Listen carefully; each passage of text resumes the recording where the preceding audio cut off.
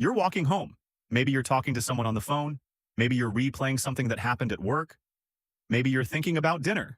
You're definitely not thinking about walking. But your feet keep moving. You step around a pothole without stopping your conversation. You move aside when someone comes toward you. You cross the road. You take the correct turn. You climb the steps outside your building.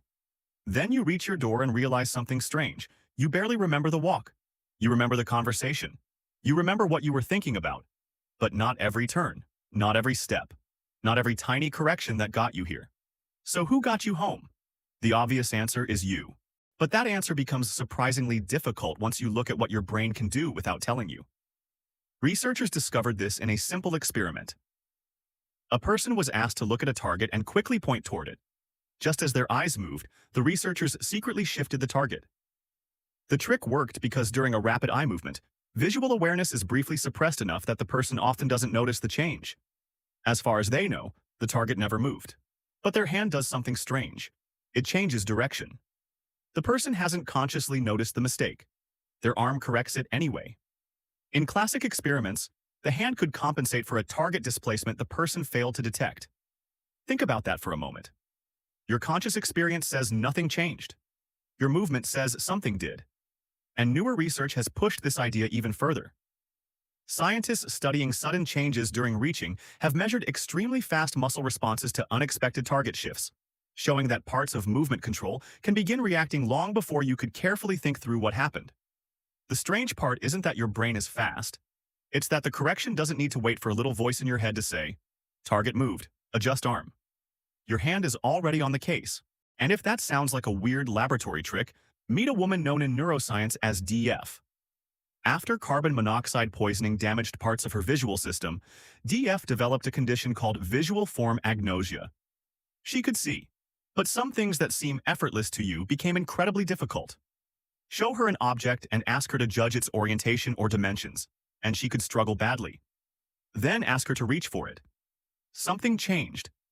Her hand could adjust its opening and orientation according to properties of the object that she had difficulty reporting consciously. Researchers later placed obstacles near things she had to reach for. Her hand changed its path to avoid them. Again, her action could use information that her conscious perceptual judgments handled much less effectively.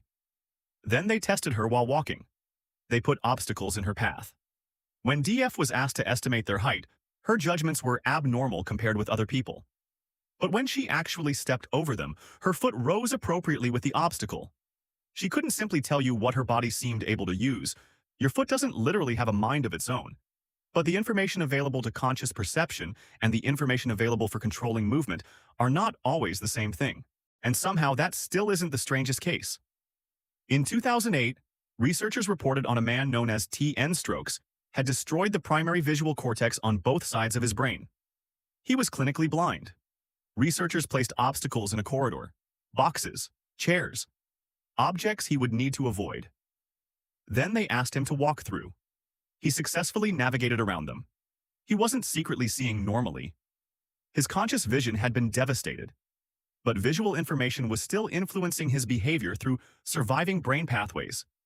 Imagine being unable to experience the world visually in the normal way, while some part of your nervous system still extracts enough information from that world to guide where you move. By now, "I wasn't paying attention" starts sounding much less simple, because even in completely healthy people, walking isn't just your conscious mind issuing commands to your legs. Your eyes are doing something unexpected too. Researchers asked people to steer along winding paths while measuring exactly where they looked.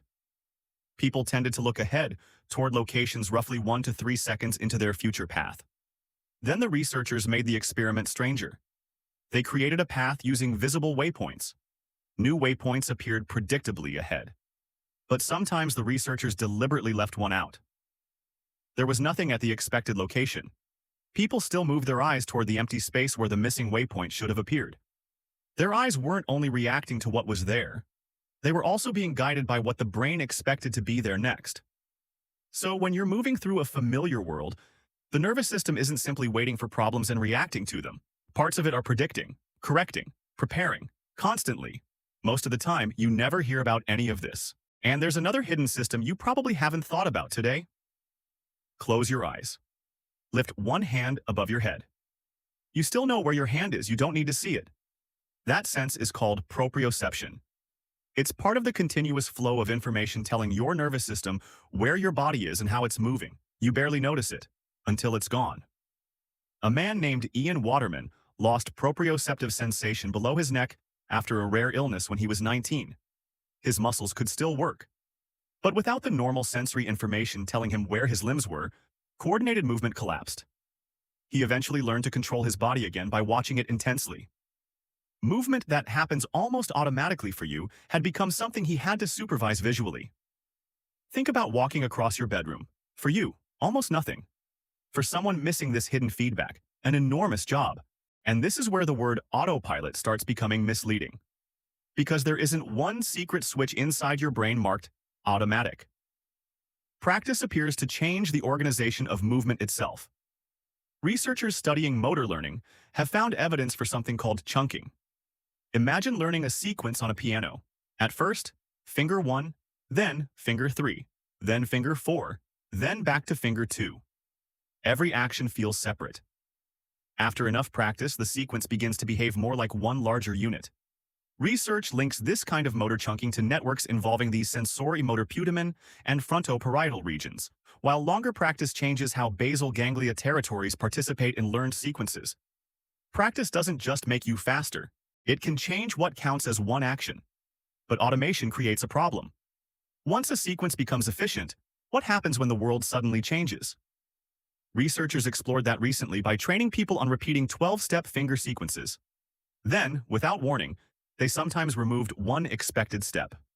As training increased, participants became more likely to perform the now wrong response anyway.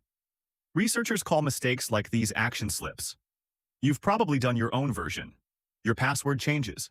Your fingers type the old one. The glasses move to another cupboard. Your hand reaches toward the old shelf. You change your normal route to work. Then, one distracted morning, you find yourself halfway down the old road. Sometimes the clearest sign that the brain has learned something is how confidently it does the wrong thing. And now we reach the part that makes the question of control genuinely uncomfortable. In the 1980s, neurologist François L'Ermite studied patients with damage involving the frontal lobes. He placed ordinary objects in front of them, a comb, a glass, other familiar items. And some patients would reach out and begin using them even though nobody had asked them to. It became known as utilization behavior.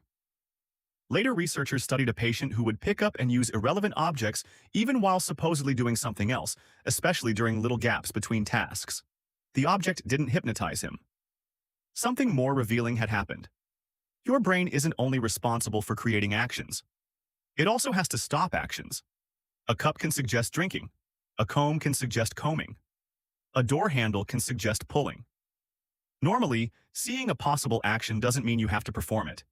You have breaks. Damage the systems involved in controlling and inhibiting behavior, and the environment can gain a frightening amount of influence. Then there is alien hand syndrome. Rare patients can experience a limb making seemingly purposeful movements that they do not experience as voluntarily controlled. Some even use the other hand to restrain the affected one.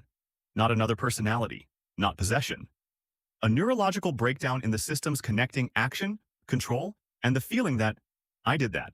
And suddenly our original question looks completely different. Who got you home while you were busy talking? It wasn't a second version of you. It wasn't one mysterious subconscious mind taking the steering wheel.